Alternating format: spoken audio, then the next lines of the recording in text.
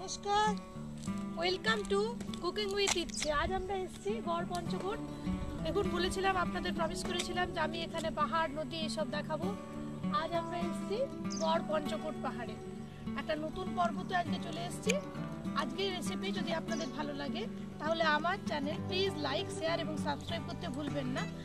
আর আমার প্রতিটি মেনুর ইনগ্রেডিয়েন্টস ডেসক্রিপশন বক্সে দেওয়া থাকে, তাই ডেসক্রিপশন বক্সটা একটু চেক করে নেবেন যদি ভুলে যাই কিছু রেসিপিটা বানানোর সময় আমি দেখানোতে। আর হিন্দি এবং ইংলিশে আমার প্রতিটি মেনুই সিসি অ্যাভেলেবেল রয়েছে। চলুন দেখে নেবেন আজকের রেসিপি। ওখান থেকে ফিরে এসে আমাদের সন্ধ্যেবেলায় প্ল্যান হলো যে চিকেন পকোড়া খাবে বাড়ির সবার জন্য বানালাম। এই ঠান্ডায় খুবই ভালো লাগবে, আপনারাও বানিয়ে খাওয়ান, বাড়ির লোককে, নিজেরাও খান। দেখুন, খুবই সুন্দর আর মুচমুচে এই চিকেন পকোড়াটা আমি কিভাবে বানিয়েছি। আমি এখানে 500 গ্রাম চিকেন নিয়েছি। চিকেনগুলোকে ছোট ছোট পিস করে আমি যাওয়ার আগে কেটে রেখেছিলাম আর এটাকে ম্যারিনেশন করে দিয়েছি। আমি এখানে, আমার কাছে ভিনিগার অ্যাভেলেবেল ছিল, আপনাদের কাছে লেবু থাকলে হাফ লেবু দেবেন। আর আমি এখানে 1 চামচ ভিনিগার দিয়ে দিলাম। এটা মেখে আমি ঢেকে রেখে দেবো 3-4 ঘন্টার জন্য। এছাড়া আমি নিয়েছি একটা পেঁয়াজ কুচি করে নিয়েছি, আপনারা চাইলে বেটেও নিতে পারেন। আর নিয়েছি আদা আর লঙ্কা বাটা, ধনে পাতা বাটা একটা ছোট বাটিতে, আর নিয়েছি রসুন বাটা 3 টেবিল স্পুন, নুন নিয়েছি, হলুদ নিয়েছি, গরম মশলা নিয়েছি লঙ্কার গুঁড়ো। চিকেন ম্যারিনেশন করে রাখা আছে, দেখেছেন, বের করে নিয়েছি আমি, ফ্রিজে ছিল। আর নিয়েছি বেসন 2 কাপ বড়। এটার মধ্যে আমি দিয়ে দিচ্ছি রসুন বাটা 3 টেবিল স্পুন, ধনে পাতা একটা ছোট বাটিতে মোটামুটি 2 টেবিল স্পুন হবে, 2 টেবিল স্পুন ধনে পাতা বাটা। আর দিয়ে দিচ্ছি আমি আদা লঙ্কা বাটাটা আমি 2 টেবিল স্পুন দিচ্ছি। দিয়ে দেব হলুদ, নুন সব দেব এটার মধ্যে। এবার এটাকে একটা ব্যাটার তৈরি করব। আমি দিয়ে দিচ্ছি পেঁয়াজ কুচিগুলো, আপনারা চাইলে বলেইছি যে বেটে নিতে পারেন পেঁয়াজটাকে। একেবারে বাড়ির উপকরণ দিয়ে আমি বানিয়েছি, কোনো রকম ময়দা, ডিম এগুলো কিছু ইউজ করিনি, বাড়িতে যা অ্যাভেলেবেল ছিল। হলুদ দিয়ে দিলাম, বললাম হলুদ দেব। এখানে আমি কোনো ফুড কালার ইউজ করিনি, দোকানে যেরকম রেড কালার একটু হয় নুন দিলাম, সেই রকম কোনো ফুড কালার দিইনি, একেবারেই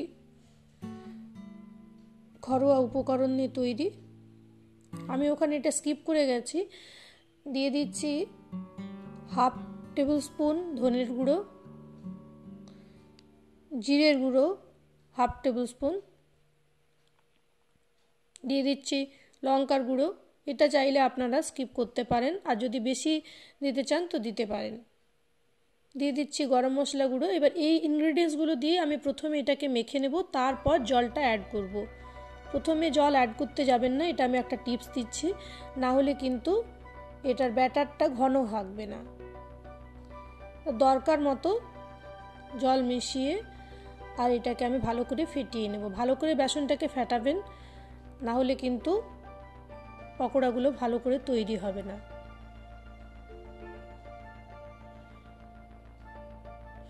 মিডিয়াম হবে আমার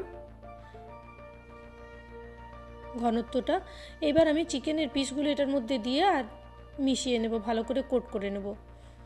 চিকেনটা আমার নরম হয়ে গেছে, অনেকক্ষণ ধরে ম্যারিনেশন করা ছিল। চিকেনটা আপনারা ফ্রিজেও রাখতে পারেন, আমিও ফ্রিজে রেখেছিলাম 3-4 ঘন্টার জন্য। আর যদি 1/2 ঘন্টা বা 1 ঘন্টা রাখেন তাহলে বাইরেও রাখতে পারেন। এবার আমি কড়াইতে তেল গরম করে নিয়েছি, এটা হালকা আঁচে হবে আমার। ছেড়ে দিচ্ছি সব ম্যারিনেশন করে রাখা চিকেনগুলোকে।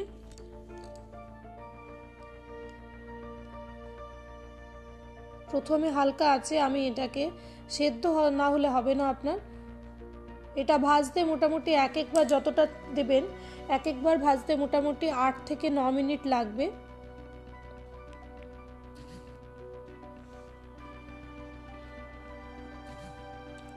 ওয়েট করতে হবে একটু। মোটামুটি 6-7 মিনিট পরে উল্টে নিতে হবে চিকেনের পিসগুলোকে।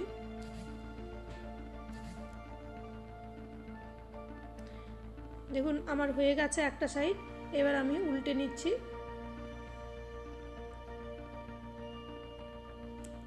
তারপর আবার ওই পাশটার জন্য আমাকে একটু সময় দিতে হবে, মোটামুটি এইদিকে যদি 5-6 মিনিট দেন ওইদিকেও 5-6 মিনিট দিতে হবে। ভালো করে সেদ্ধ না হলে খাওয়া যাবে না, তাই একটু সময় নিয়ে ভালো করে এটাকে বানানোই ভালো। ধীরে ধীরে উল্টাবেন,